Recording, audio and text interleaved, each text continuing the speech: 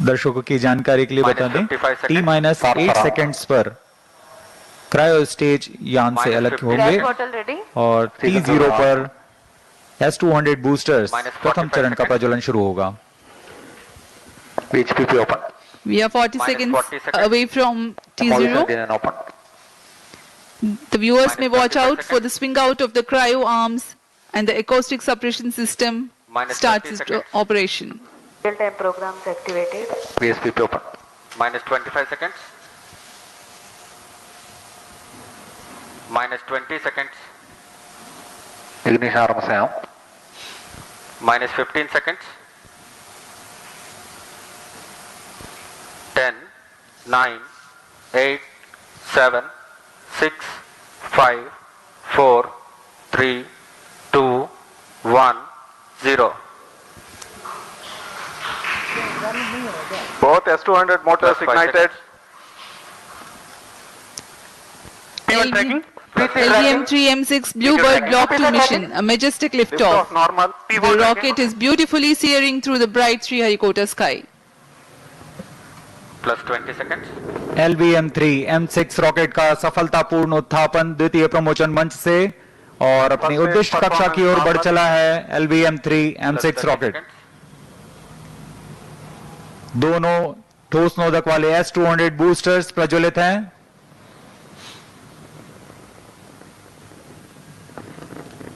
प्रथम चरण का कार्यकाल लगभग 126 सेकंड का होगा और इस दौरान यह लगभग 6000 किलो न्यूटन प्रणोद उत्पन्न कर रहे हैं। Very thrilling vibration at the launch base due to the thrusting of twin S200 motors. Plus 1 minute. Sharp engine main auto. बहुत ही साफ नजारा देखने को मिल रहा है। यहाँ उपस्थित लोगों को बहुत ही रोमांच का अनुभव हो रहा होगा। बहुत दूर तक हम इस यान को देख पा रहे हैं और मुमकिन है कि प्रथम चरण का प्रतिगन भी देख सकेंगे। Each S200 motors generates 5,952 kilonewtons. Burn duration for present mission is 132.5 seconds.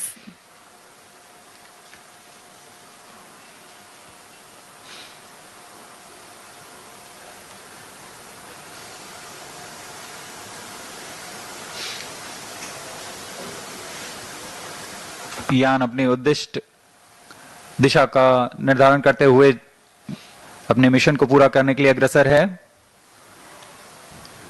We are 111 seconds into the flight. यहाँ इसकी पुष्टि हो चुकी है। द्वितीय चरण का प्रज्वलन शुरू हो चुका है जो कि L110 चरण है। इसका प्रज्वलन शुरू हो चुका है। अब दोनों स्टेप ऑन बूस्टर्स और L110 चरण एक साथ प्रज्वलित हैं। The L110 stage and the two S200 boosters. Both S200 motors separated. Just now we have had a confirmation of the separation of the two S200 boosters. Range operation निदेशक द्वारा इसकी पुष्टि की गई। दोनों S200 बूस्टर को यान से पृथक कर दिया गया है। इसमें लगे जेटिसनिंग मोटर की मदद से उसे यान से सफलतापूर्वक और सुरक्षापूर्वक पृथक कर दिया जाता है। We are 160 seconds into the flight. Current altitude 104 kilometers. वर्तमान में L110 यानी द्वितीय चरण प्रज्वलित है। Payload fairing separated. Plus 3 minutes. Closed loop guidance initiated. यान से ऊष्मा कवच को पृथक कर दिया गया है। अब यान 123 किलोमीटर की ऊंचाई पर प्राप्त कर चुका है और वर्तमान में यान क्लोज लूप गाइडेंस के अंतर्गत स्वतः दिशा निर्धारण कर रहा है। The closed loop guidance has been initiated for LVM-3 launch vehicle. Hereafter, the rocket will use real-time data from onboard sensors to continuously correct its flight path. The payload fairing has been already jettisoned as the rocket has cleared the dense atmosphere. तरल नोदक पर आधारित यह चरण दो उच्च प्रणोद वाले विकास engine की मदद से कुल 1600 किलो न्यूटन का प्रणोद उत्पन्न करते हैं। इंजन की अधिकतम प्रभावी क्षमता प्राप्त करने के लिए ईंधन और ऑक्सीडाइजर का खास अनुपात मिलाकर यह प्राप्त किया जाता है। इस चरण का प्रज्वलन का लगभग 200 सेकंड का होगा। इस चरण में यान में Plus लगे 4 minutes. एक्सेलेरोमीटर और जायरोस की मदद से इंजन जिम्बल किया जाता है और यह क्लोज लूप गाइडेंस के अंतर्गत अपने दिशा निर्धारण करता है। First stage performance normal. The second stage, L110, is continuing its operation. The two Vikas engines together generating 1600 kilonewton thrust. The tracking station at Shah Sriharikota continues to track.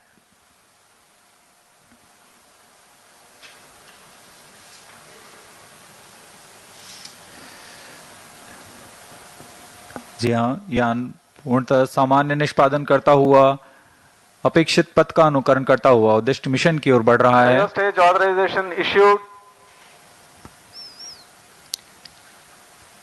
तृतीय चरण यानी cryo stage चरण को अनुमोदित कर दिया Plus गया 5 है। minutes. Shah and Port Blair ground stations L110 continue to shut off. acquire data. L110 stage separated. Cryo stage ignition command. Cryo stage ignition confirmed. यहाँ सभी वैज्ञानिकों के लिए ये एक हर्ष का पल होता है। रेंज निदेशक द्वारा भी इसकी पुष्टि की गई। द्वितीय चरण को सफलतापूर्वक बनकर यान से पृथक कर दिया गया है तथा अंतिम चरण तृतीय चरण प्रज्वलन शुरू हो चुका है। Now the third stage of LVM-3 rocket, the cryogenic stage, has commenced its operation. Cryo stage performance normal. It is thrusting nominally with 28.6 tons of cumulative propellant loading of liquid hydrogen and liquid oxygen. The engine develops 200 kilonewtons thrust.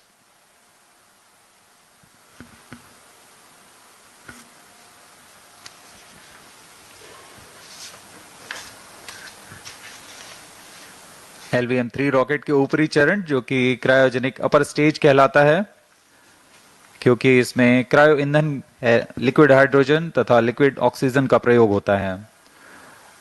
यह engine gas turbine की मदद से लगभग 200 kilonewton का सामान्य प्रणोद उत्पन्न करता है। इस चरण का कार्यकाल 648 सेकंड का होगा।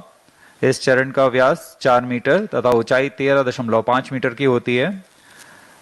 इस चरण में दिशा निर्धारण के लिए इंजन जिम्बल कंट्रोल और रिएक्शन कंट्रोल सिस्टम्स का प्रयोग किया जाता है। इस चरण में कुल 28.6 टन क्रायो ईंधन का भराव हुआ है और यह अपनी उद्दिष्ट कक्षा की ओर अग्रसर है। क्रायो चरण सबसे जटिल इंजन माना जाता है क्योंकि क्रायो ईंधन Plus जैसे 7 minutes.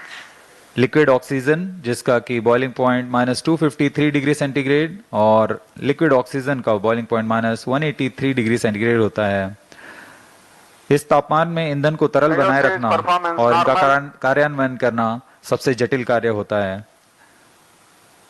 लेकिन भारत अब इसमें पूर्णतः स्वायत्ता प्राप्त कर चुका है।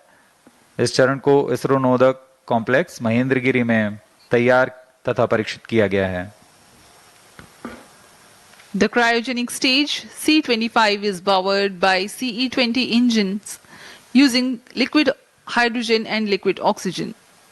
It delivers 200 kilonewton thrust and adds significant delta V of 3.89 kilometers per second by the end of its operation for the present mission. The stage operates on gas generator cycle.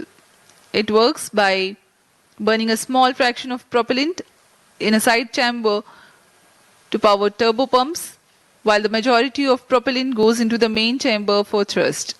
It's a highly reliable cryogenic engine operating principle. For the present mission, upper stage operates for 12 minutes and 20 seconds.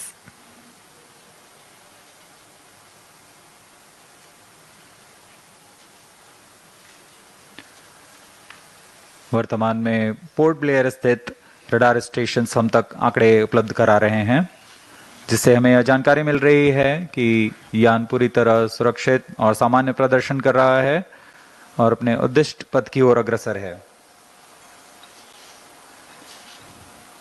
LVM-3 M6 के समर्पित वाणिज्यिक mission में यह उपग्रह blue bird block 2 जो कि अब तक का सबसे भारी संचार उपग्रह माना जा रहा है, यह लगभग 6100 किलोग्राम भारी है। plus 9 minutes, यह उपग्रह निम्न पृथ्वी कक्षा में सीधे मोबाइल तक ब्रॉडबैंड कवरेज प्रदान करने में सक्षम है, जो वैश्विक रूप से दूरस्थ, ग्रामीण, समुद्री और असेवित क्षेत्रों के लिए लक्षित है। अंतरिक्ष प्रौद्योगिकी